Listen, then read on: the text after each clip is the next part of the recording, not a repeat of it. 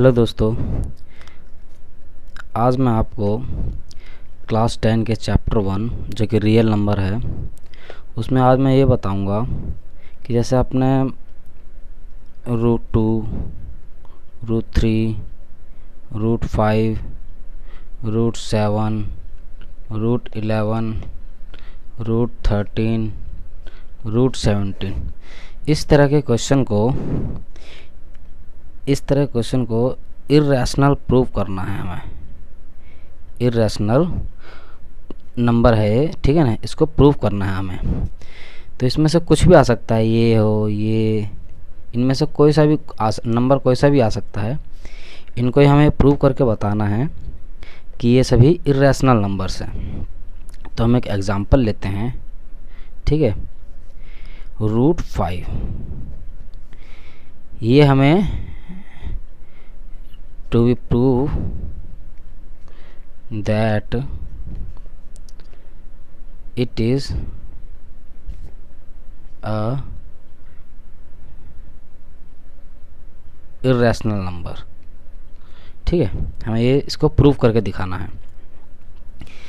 तो सबसे पहले तो हमें ये मानना है कि जैसे कि हमें प्रूव करना है कि ये इर्रेशनल है, ठीक है, हमें प्रूव करना है। बट इसके कॉन्ट्राडिक्टरी हमें इसके उलट क्या मानना है कि ये √5 जो है वो एक रैशनल नंबर है। तो इसका सॉल्यूशन होगा कि let's assume that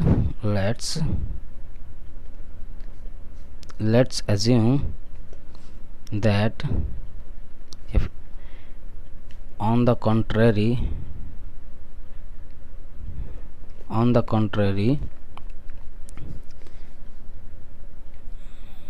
√5 is a rational number।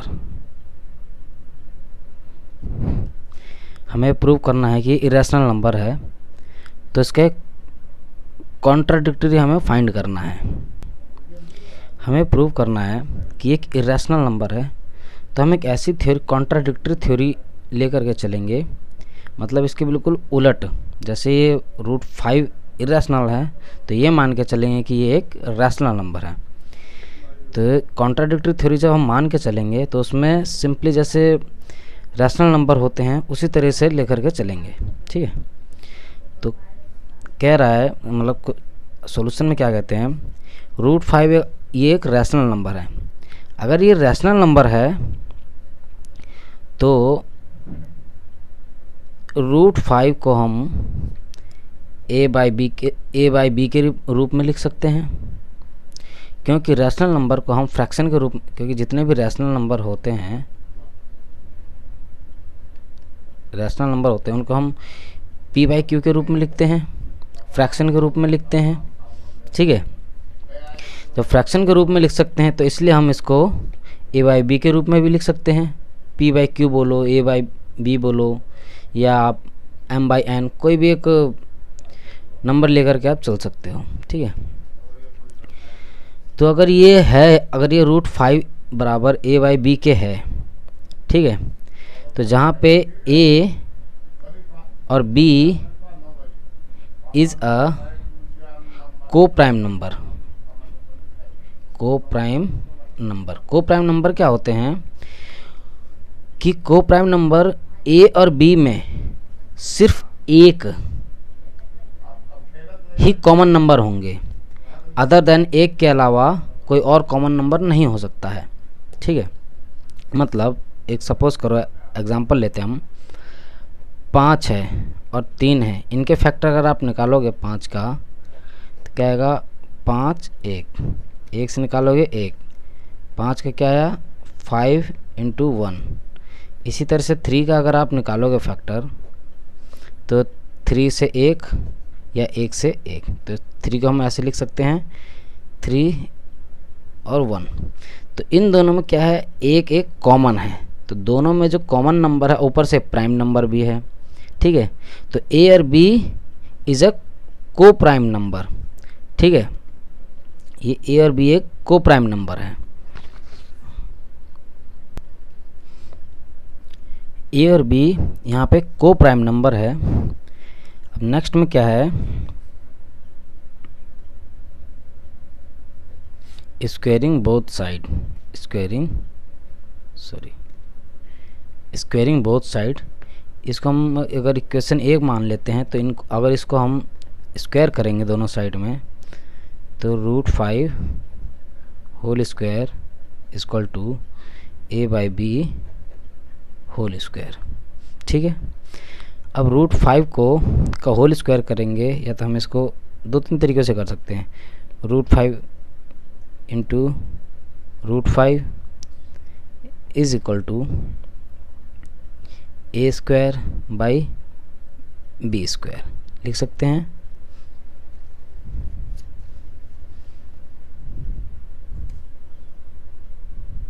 Now next,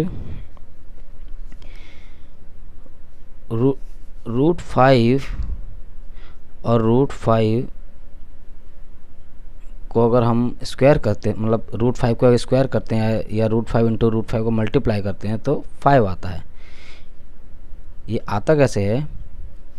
√5 का स्क्वायर का मतलब है कि जो 5 के ऊपर जो रूट लगा है, रूट की वैल्यू होती है 1/2।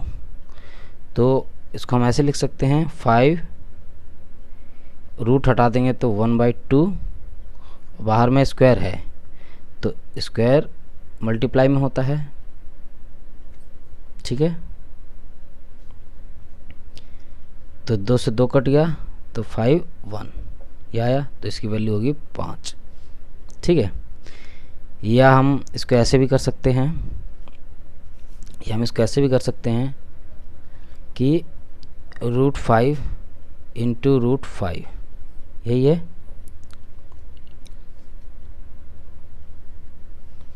√5 इंटू √5, ये हम इसको ऐसे लिख सकते हैं, 5 इंटू 5 लिख सकते हैं। एक पेयर बाहर निकाल लो तो क्या आ गया? 5। सिंपल है, कैसे भी कर लो, आंसर 5 ही आना है। ठीक है, अब नेक्स्ट क्या कहता है हमें क्वेश्चन में कि अभी जैसे मैं पिछला दोबारा रीराइट कर देता हूँ, दोबारा लिख देता हूँ कि √5² इज इक्वल टू a/b का होल स्क्वायर, तो ये 5 आ गया बराबर a² b² आ गया। अब इसको वापस रीराइट करते हैं, ठीक से रीअरेंज करते हैं इसे हम, तो आ गया 5b² is equal to a²। Okay, इसको दोबारा रीअरेंज करेंगे तो b यहाँ रहने देंगे, यहाँ a² है, इस 5 को नीचे की तरफ ले आएंगे।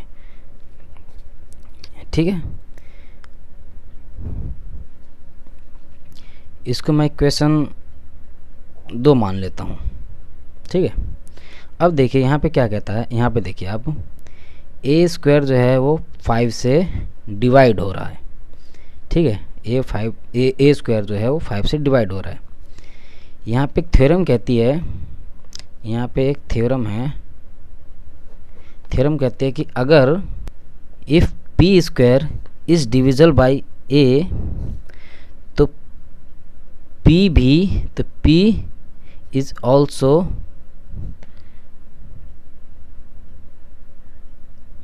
Divisible by a। इसका कहने का मतलब है, सपोज़ एक छोटा सा एग्जांपल लेते हैं, 7 अगर 7 से डिवाइड होगा, अगर यहाँ पे ये थ्योरम क्या कहती है, p² is divisible by a, अगर यहाँ पे p² मतलब 7² मान के चलते हैं।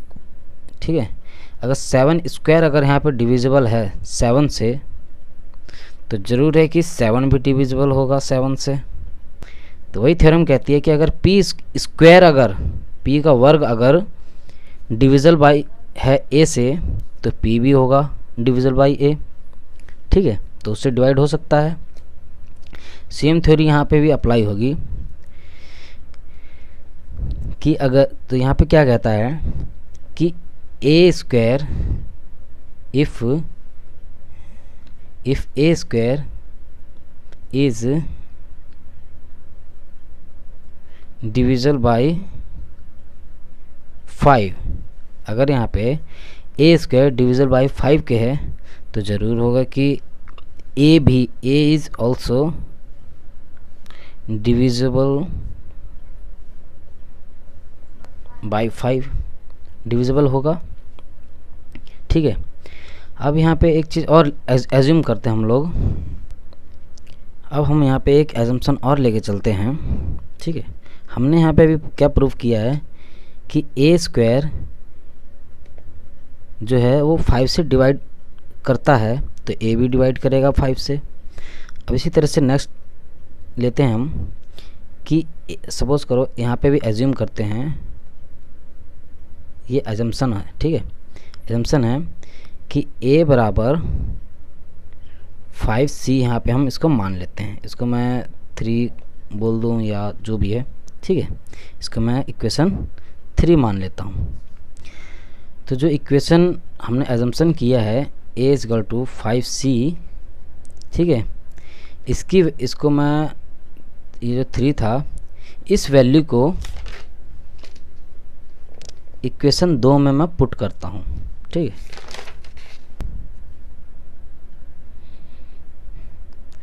putting the value of putting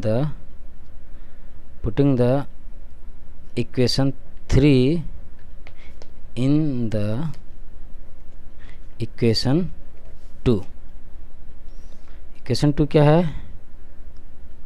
5b square is equal to A square, ये हमारा इक्वेशन 2 है।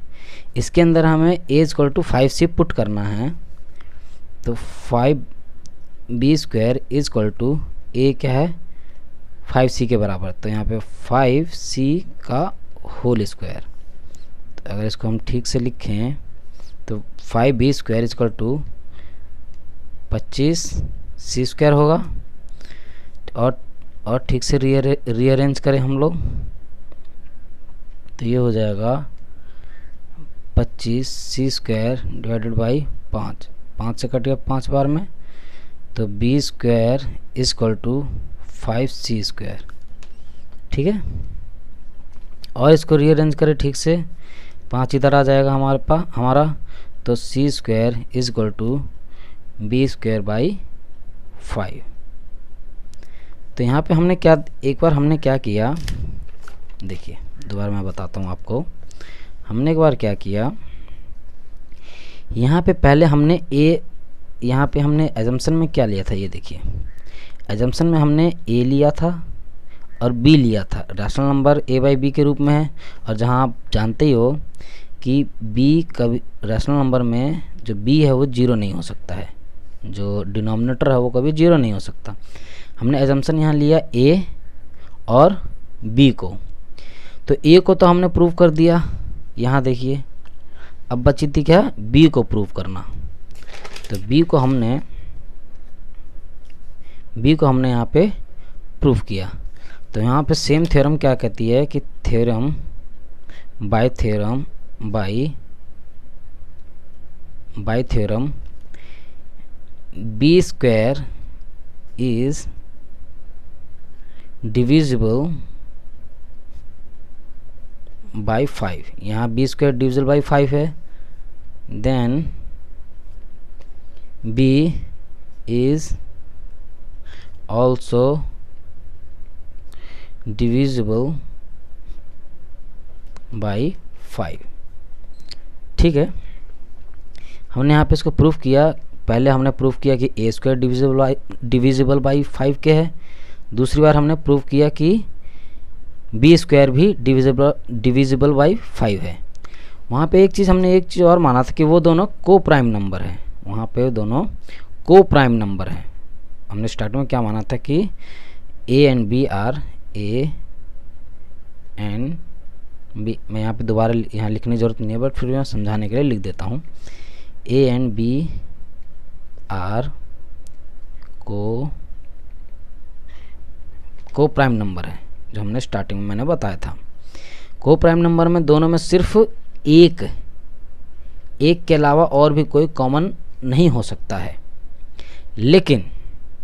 लेकिन यहाँ पे 5 जो कि a स्क्वायर का भी डिविजिबल है और b का भी डिविजिबल है, तो इनके एक के अलावा 5 भी एक ऐसा नंबर है जो कि ए और बी दोनों को डिवाइड करता है। we have proven that A and B have 5 as a another co-prime number. मतलब हमने स्टार्टिंग में क्या कहा था कि उसका सिर्फ एक ही को प्राइम नंबर है, ठीक है, लेकिन हम इसको प्रूव करते करते कहाँ तक ले आए कि ये ए और बी दोनों का 5 जो कि एक और कॉमन है, 5 जो कि ए और बी दोनों का एक कॉमन को प्राइम नंबर है, ठीक है। तो यहाँ पे बात गलत साबित होती है, और ये गलत बात साबित क्यों होती है? Due to wrong assumption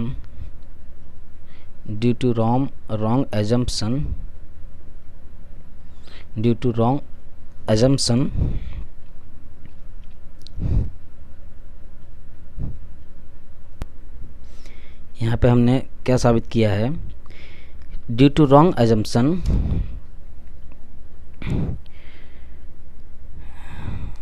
we have proven that root 5 is a rational number. यहाँ पे हमने यहाँ पे गलत माना था कि रूट 5 एक रैशनल नंबर है, इसलिए उसके एक के अलावा 5 भी एक को प्राइम नंबर आया है, ठीक है। इसलिए हम ये कह सकते हैं सो we conclude that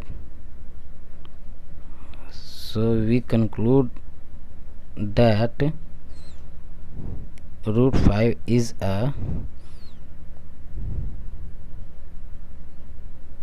irrational number। ठीक है दोस्तों।